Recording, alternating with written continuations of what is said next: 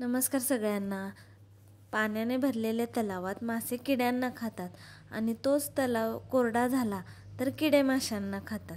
म्हणजे बघा, संधी सगळ्यांना मिळते, फक्त आपली वेळ येण्याची वाट पाहावी लागते. बरोबर आहे ना? तर आज सुट्टीचा दुसरा दिवस, आणि सुट्टीचा दुसरा दिवस असेल तर मला उठायला उशीर होत नाही असं कधी होतच नाही. नेहमीच सुट्टीच्या दुसऱ्या दिवशी मला जागच येत नाही सकाळी, आणि त्यामुळं मग टिफिनची गडबड होती माझी. आणि आरुषही उठला होता, त्याच्यासाठीही नाश्ता बनवायचा होता.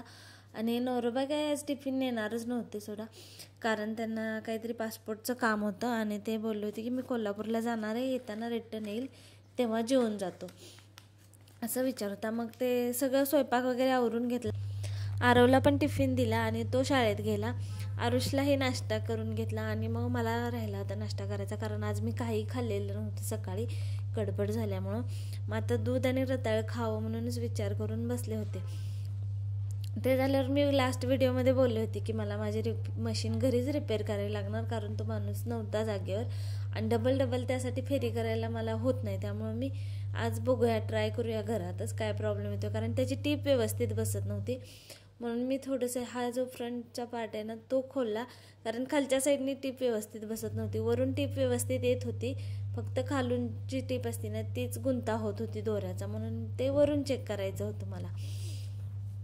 मग ते खोलून मी पूर्ण डबल क्लीन करून ते असं व्यवस्थित ते डबल लावलं आणि नंतर मग टीप व्यवस्थित यायला लागली. मला असं वाटलंच होतं, पण पहिल्यांदा काय झालं, धागाच बसेना झाला, कारण खालच्या साईडचा धागा संपलेला होता.